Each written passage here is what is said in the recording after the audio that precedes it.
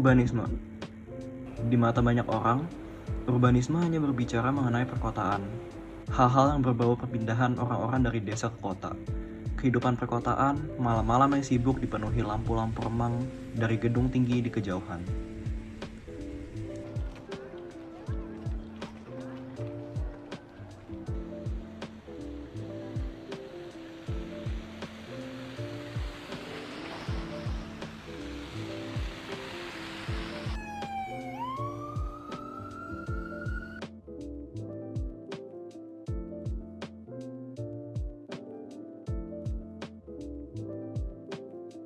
Namun nyatanya, tidak semua orang dapat menikmati kehidupan perkotaan yang nyaman, menikmati udara hangat dalam rumah-rumah di malam yang dingin, dan memiliki lampu terang di saat hanya ada remang-remang dari gedung yang jauh.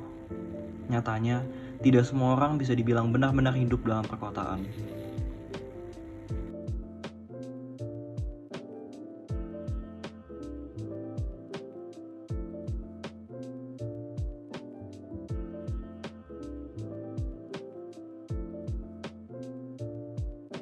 Masyarakat merupakan bagian penting dari suatu kota. Tanpa adanya rakyat atau penghuni, suatu kota tidak dapat disebut sebagai kota. Namun pemerintah seperti tidak menyadari hal ini, terbukti dari terlantarnya beberapa daerah saat pembangunan. Kota-kota yang terlantar ini menjadi titik yang dijauhi banyak orang. Pada akhirnya, semakin dikit yang memperhatikan bagian kota-kota ini.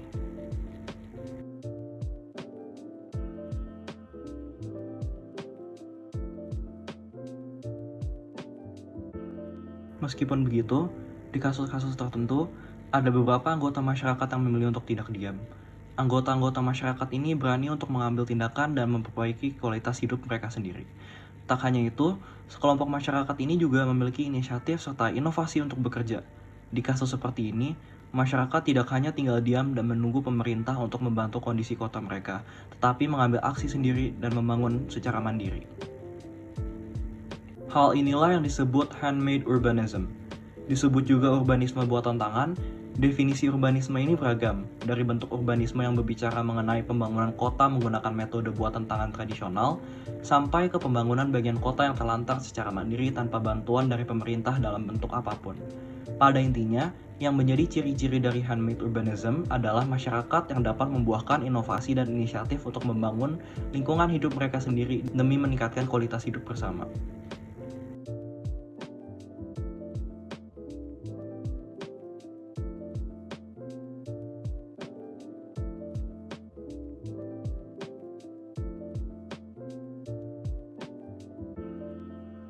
Handmade urbanism merepresentasikan perubahan yang bisa dilakukan oleh masyarakat untuk meningkatkan kualitas hidup dengan menggunakan tangan mereka sendiri.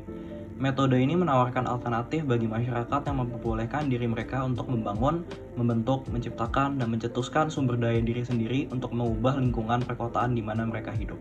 Oleh karena itu, hasil dari handmade urbanism memiliki tingkat keunikan yang melebihi perancangan pemerintah atau arsitek-arsitek karena handmade urbanism biasanya dilakukan oleh masyarakat penghuni suatu lingkungan yang sangat familiar dengan kondisi dan masalah-masalah yang ada. Tak hanya itu, tetapi faktanya bahwa setiap kota memiliki penghuni dan permasalahan yang berbeda-beda juga berarti bahwa hasil handmade urbanism juga unik dibandingkan satu sama lain. Oleh karena itu, wajar jika pemerintah, arsitek, atau desainer bisa belajar dari cara masyarakat awam mendekati suatu permasalahan dan memecahkannya dengan cara sumber daya mereka sendiri.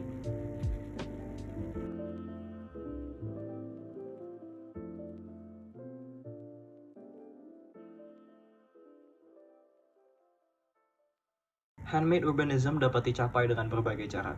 Seperti definisi utamanya, biasanya handmade urbanism dicapai secara tradisional dengan tangan masyarakat itu sendiri. Hal ini bisa diartikan secara harafiah ataupun secara metaforis. Jika dilihat dari contoh seperti kota Mumbai, secara khusus wilayah Santa Cruz, ada sekelompok orang yang bekerja untuk meningkatkan kualitas hidup komunitas setempat. Bantuan ini berkisar dari pembangunan wilayah kumuh, penggunaan kembali daerah rongsokan, dan membagikan persediaan makanan bagi yang membutuhkan. Selebihnya, handmade urbanism juga tidak selalu bekerja secara sendiri. Dalam kasus di Indonesia, secara khusus Kalijodo, memang benar pemerintah turun tangan untuk membangun kembali perkotaan ini. Tetapi inisiatif untuk berubah berasal dari masyarakat itu sendiri, dan inilah hal yang terpenting. Kedua contoh ini menunjukkan bahwa handmade urbanism dapat dicapai melalui metode yang beragam, baik itu secara harafiah, metaforis, dengan bantuan pemerintah maupun tidak. Pada akhirnya, perubahan urbanisme itu sendiri kembali kepada inisiatif masyarakat masing-masing, baik secara individual maupun secara komunitas. Apakah mereka akan diam saja menerima kenyataan, atau akankah mereka berani bertindak untuk melakukan perubahan itu?